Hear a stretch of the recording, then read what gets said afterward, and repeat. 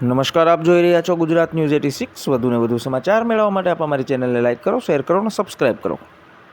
દિયોદર તાલુકાના રવેલ ગામે પ્રાકૃતિક કૃષિ બોર્ડ અંતર્ગત જિલ્લા અંદરની તાલીમનું આયોજન કરવામાં આવેલ, જેમાં ખેડૂતોને પ્રાકૃતિક ખેતી બીટીએમ દિયોદર રાજુભાઈ દ્વારા માહિતી આપવામાં આવી, જેમાં પ્રાકૃતિક ખેતી કેવી રીતે કરવી, તેનાથી શું ફાયદો થાય, જમીનની તંદુરસ્તી કેવી રીતે સુધરે અને ખેતી ખર્ચમાં કેવી રીતે ઘટાડો થાય તે અંગેની માહિતી આપવામાં આવી।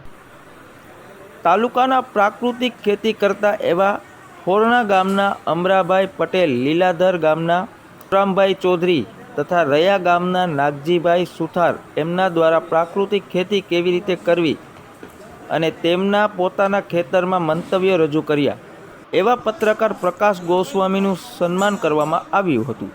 પટેલ કલ્યાણભાઈ, માજી મંત્રી રવેલ, પ્રાકૃતિક ખેતી કેવી રીતે સ્વાસ્થ્ય માટે નિરોગી નીવડે તથા મીની તંદુરસ્તી કેવી રીતે સારી કરી શકીએ તે માટે વિવિધ પ્રાકૃતિક કૃષિના આયામો વિશેની માહિતી પણ આપવામાં ગ્રામજનો મોટી સંખ્યામાં હાજર રહ્યા હતા।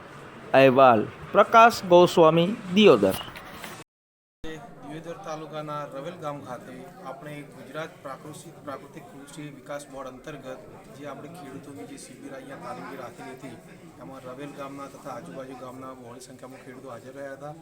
એમને પ્રાકૃતિક ખેતી કેવી રીતે કરવી, પ્રાકૃતિક ખેતી શું છે, એનાથી શું લાભ થાય છે, પ્રાકૃતિક ખેતીની કેમ જરૂરિયાત ઊભી થઈ છે, એના વિશે આપણે ચર્ચા કરવામાં આવી।